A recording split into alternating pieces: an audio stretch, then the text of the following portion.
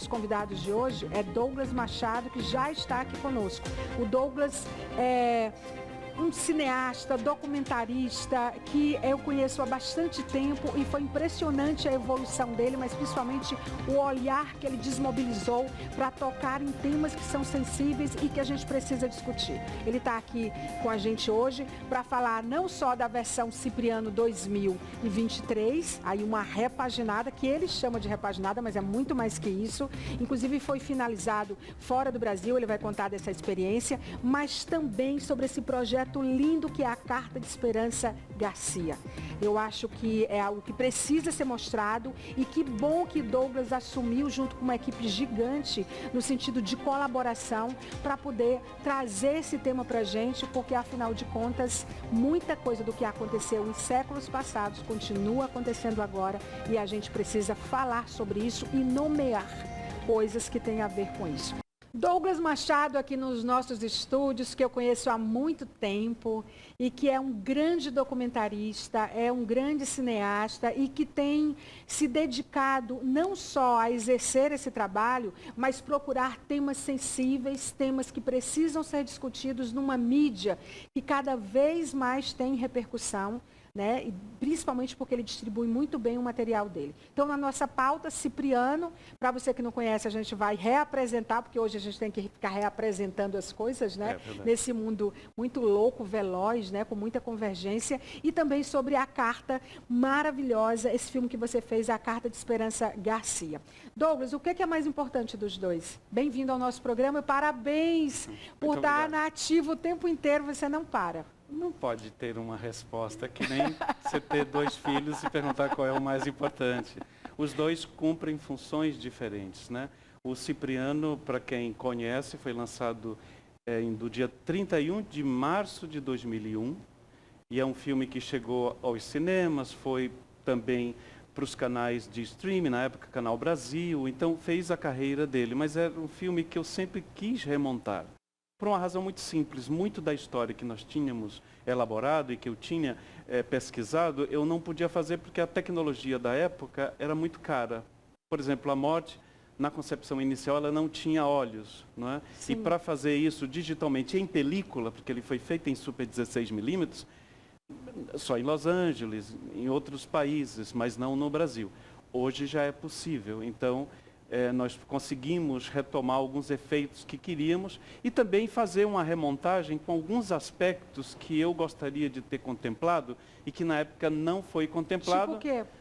Não, eu montei o filme em Estocolmo, na Suécia, né? E o montador, o Mauro, sempre dizia que o filme estava muito difícil, que as pessoas não iam gostar do filme. A gente precisa botar música. O filme original não tinha necessariamente música, ele tinha uma experiência áudio sonora, uma experiência sonora. E na época, claro, eu olho com muito carinho para o Douglas de 30 anos, não é? Mas hoje eu não tenho mais essa preocupação, até porque o filme, na época de lançado, foi dividido, né? Uma parte amou o filme, a outra parte não gostou do filme. O que é ótimo para qualquer obra, né? Hoje, mais adulto, eu posso retomar, né? Remontar, buscando algumas coisas ainda pensadas inicialmente, agraciado pelas novas tecnologias, que hoje o Brasil está em ponta em vários efeitos também, e a gente pode fazer tudo isso. Então, um filme que quem conhece o filme vai ver a mesma história, mas montada de uma outra forma. Quem, por alguma razão, nunca viu, vai ser uma experiência boa, né? Sem dúvida. A gente tem fotos, produção, se vocês quiserem já colocar agora, do Cipriano, que o Douglas gentilmente cedeu para a gente mostrar. Aliás, toda a produção da Trinca Filmes, que é a empresa do Douglas, com mais sócios, com né? Gardênia, com a Gardênia, minha né? companheira. Pois é, com a Gardênia, todas as produções estão lá, Trinca Filmes. trincafilmes.com.br. Está tudo lá, de todas as produções. Tem fotografias, tem roteiros, tem trailers, tem book trailers que a gente fez muito, tem informações sobre o que a gente está fazendo, a gente sempre atualiza. E você também acha que vai ser lançado quando? Porque você tem duas grandes produções para serem lançadas. Olha, com certeza o primeiro caminho, tanto do Cipriano quanto da Carta de Esperança Garcia, é ir para os festivais.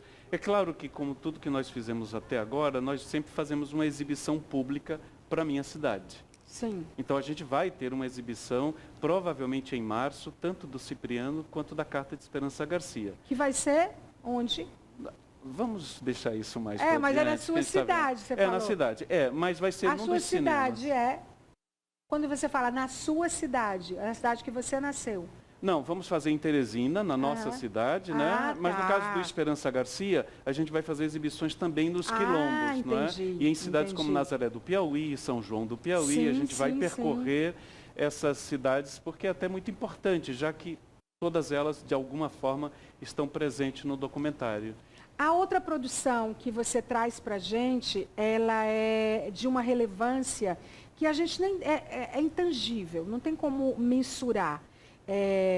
Não foi agora, mas também não faz tempo que se descobriu a Esperança Garcia, né? Que se revelou quem foi essa mulher, quem foi essa advogada, quem foi esse personagem tão relevante e que descobriu o poder dessa voz que até hoje repercute. Então, a Carta de Esperança Garcia, você deve ter uma responsabilidade enorme dos recortes que você traz desse material que vai ser lançado também.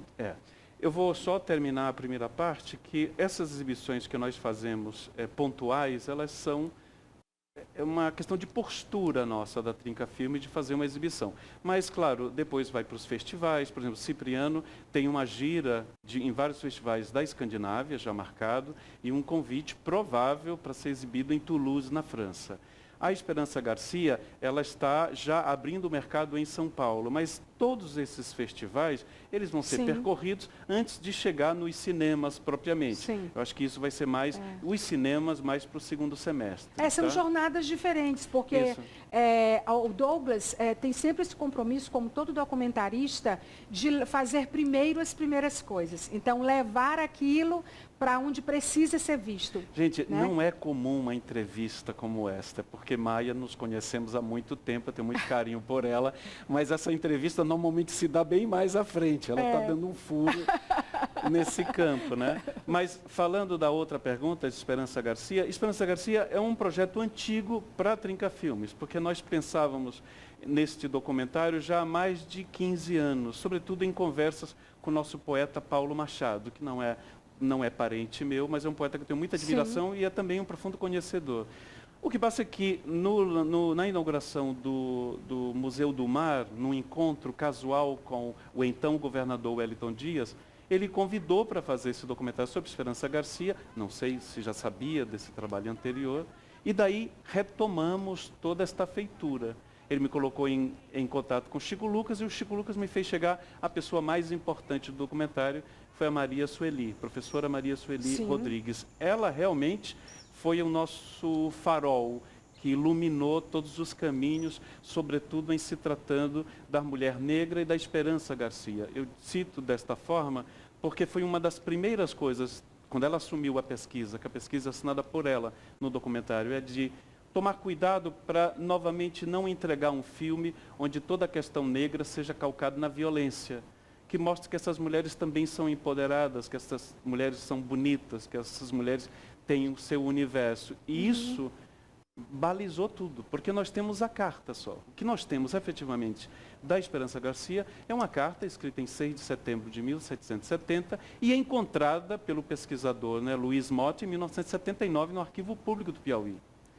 E depois de participar de muitas exposições e as cartas do século XIX, século XVIII, todas essas cartas do Brasil imperial, elas são muito parecidas. Então, provavelmente, numa dessas idas e vindas, a carta se perdeu no próprio arquivo público. Olha o tamanho do problema. Provavelmente.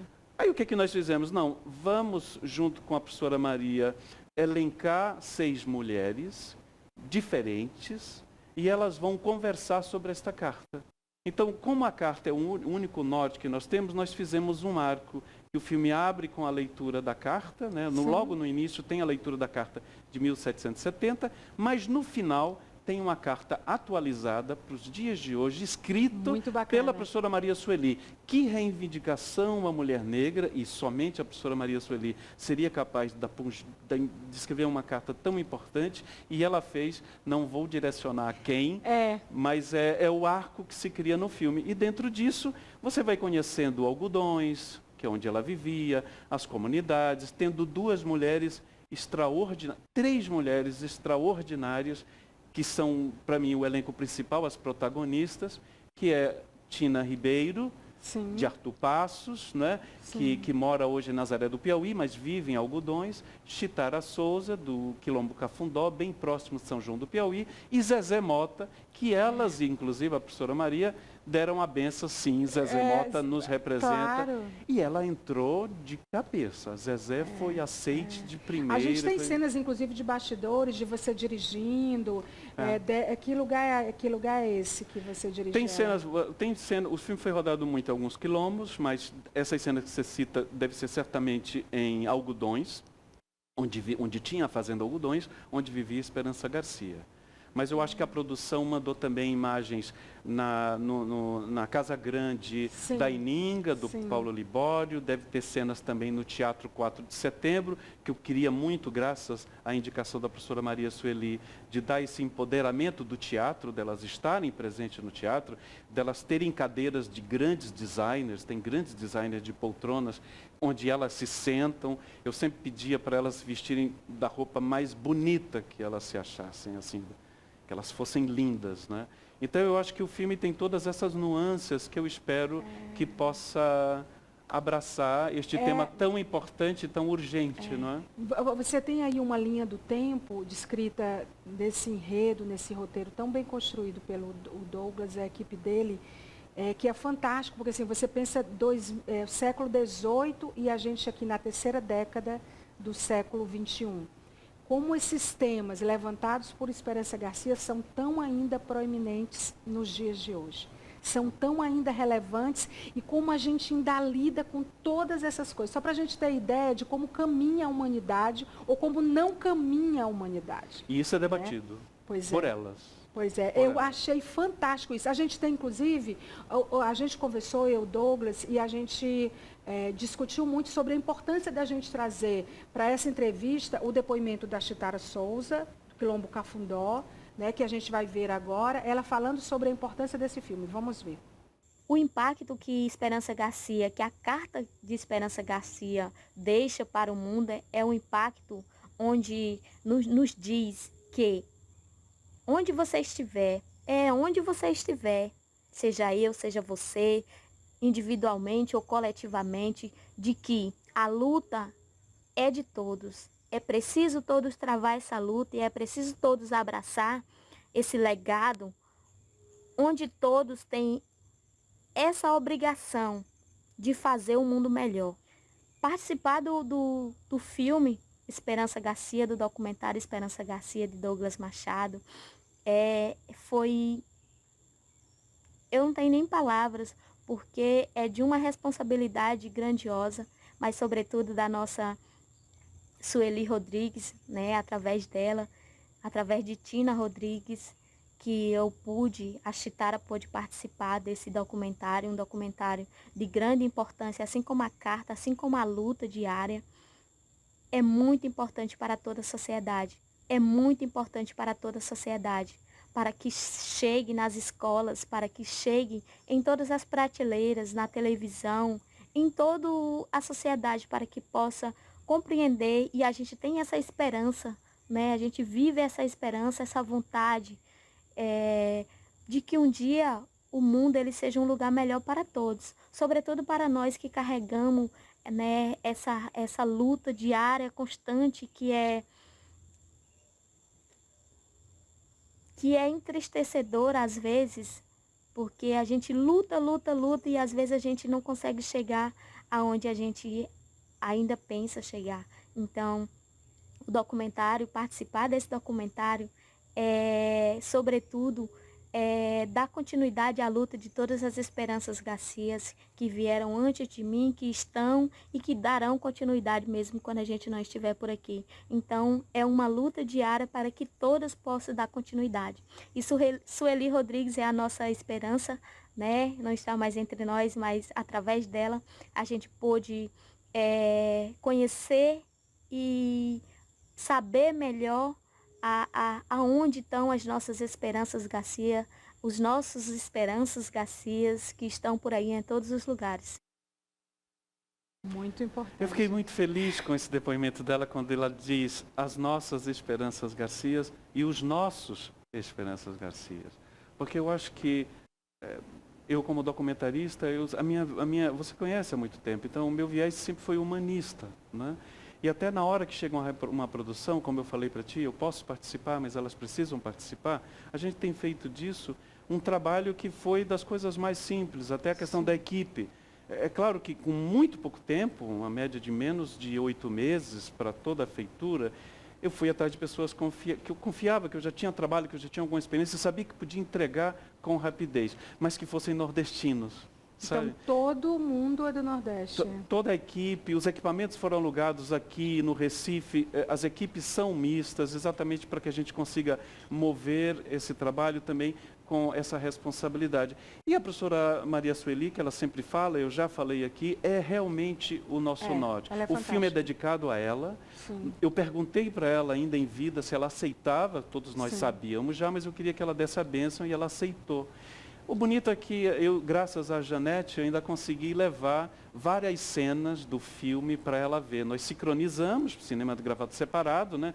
Áudio e o material de imagem, mas nós sincronizamos a tempo, levamos para o hospital, ela Imagino viu. a E emoção. nunca essa mão, e eu me emociono, ela vai deixar de sentir a mão da professora Maria Sueli.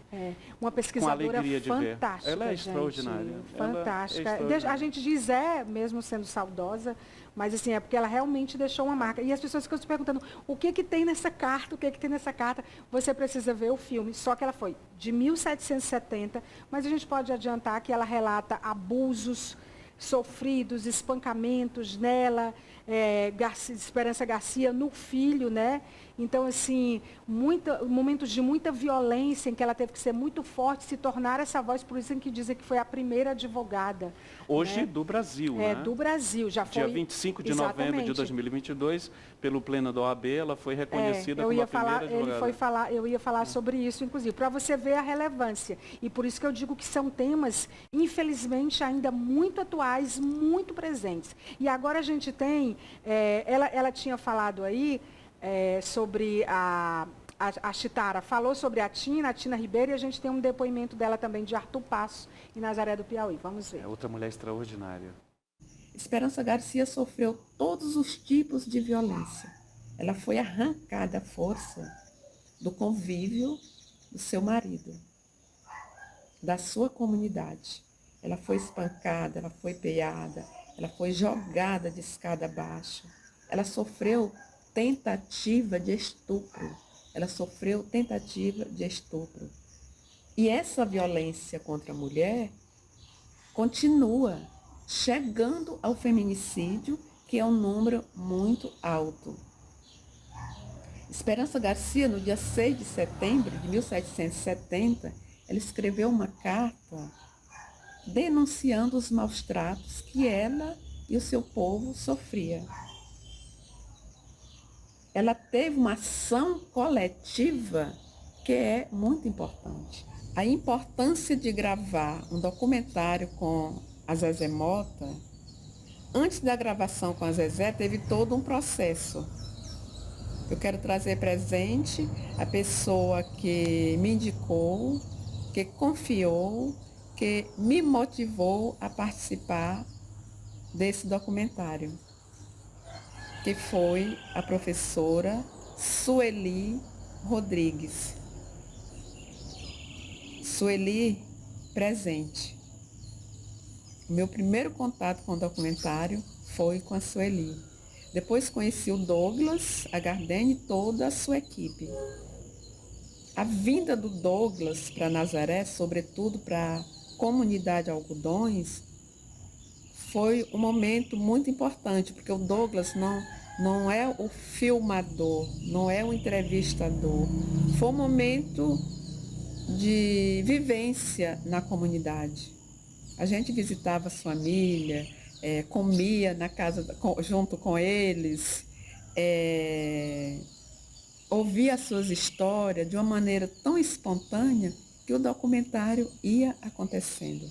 Mas confesso que com tudo isso, quando eu cheguei no teatro, eu nunca tinha andado no teatro, e saber que ia encontrar com com uma mulher como a Zezé Mota, eu fiquei um pouco tensa.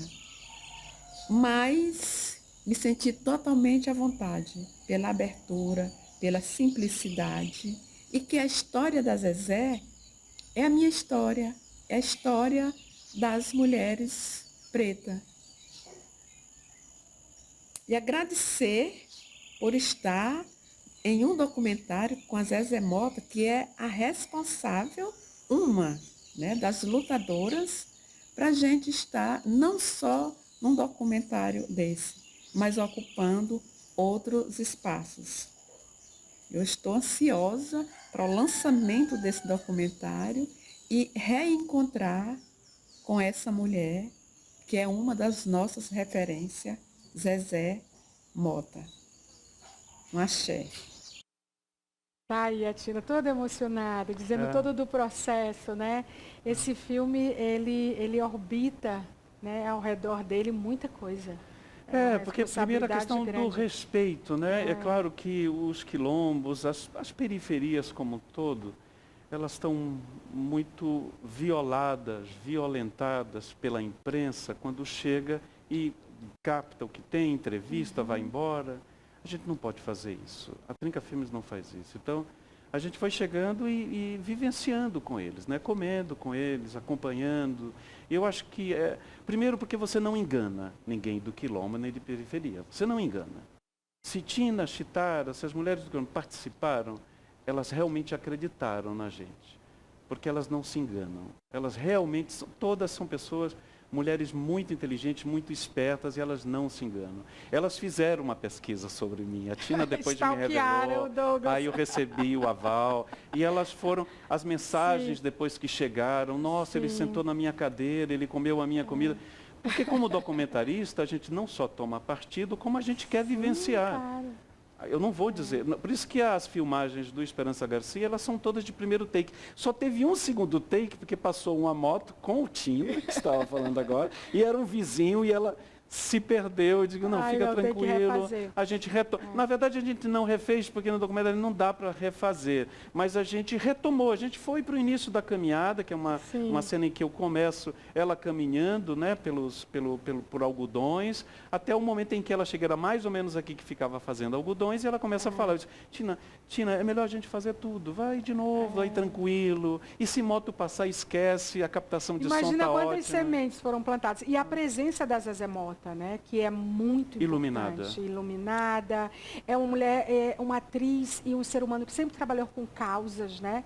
Ela nunca foi uma profissional que fez escolhas aleatórias, tudo estava ligado muito às causas que ela acredita e que representa todo um coletivo. A Zezé vai estar em Teresina, vai estar em muitas cidades onde o filme vai ser lançado, né? Sim, evidentemente. Então, tem uma agenda aqui aí. Eu espero que dê certo, não estou falando aqui como promessa definitiva, mas a ideia é que ela venha no dia anterior, faça o show, Zezé canta Caetano, que é o novo show dela, ótimo. E depois o filme é passado. Mas isso é uma tentativa, eu não posso dizer como certo. Douglas, para encerrar, quem está financiando vocês? Esse, como eu falei no início, foi um convite do então governador Wellington Dias, dentro do complexo das celebrações dos 200 anos de independência. Tá?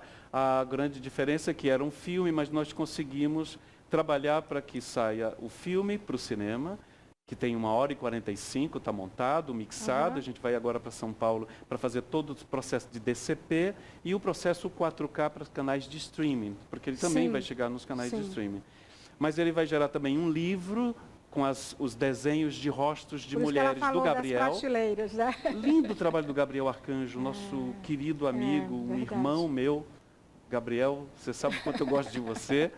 E ele fez um trabalho que ele começou a desenhar em lenços brancos, né, a mãe, os avós, tudo que ele lembrava de sua família. E nós trouxemos isso para desenhar várias mulheres. E vai para as escolas, né? Isso vai ser tornado um livro. E, por fim, vai ter uma versão de 2h30, mais ou menos, que comporta todo o material que nós captamos, assim, bem montado, que vai para a nossa TV Antares. Que legal. Que é onde nós começamos. Sim, nós nos conhecemos desde a TV Antares. Nós começamos juntos, né? Basicamente. Você com mais experiência, eu uma garota, você também garota, mas você já estava no mercado de trabalho. Não, na verdade eu tinha feito algumas coisas, porque eu já era envolvido com o movimento popular, então eu já editava e filmava nos sim, quilombos, já tinha começado, nos assentamentos. Então, lá conhecemos o Sérgio Rosenblit, né? Nossa, muita gente boa, muita Kate gente, Marinho, a Roger Norma, Arruda, Norma, cheio de gente, Marcela, Maneco. Muita Zé Dantas, a gente vai... Chain Liteves, Zé Carlos Asberg. Que me acompanha e que sabe, inclusive, dessa entrevista. Muito Zé bom. Carlos Asberg. É verdade. Douglas, muito obrigada pela entrevista. Parabéns pelo trabalho. A gente vai estar acompanhando, dividindo com o nosso internauta e telespectador, tudo que se referir tanto a Cipriano, nessa roupagem diferente para 2023 e também a Carta de Esperança Garcia. Parabéns pelo seu trabalho. Muito obrigado. E leve o nosso abraço a toda a equipe. Com tá bom? certeza. Muito obrigado.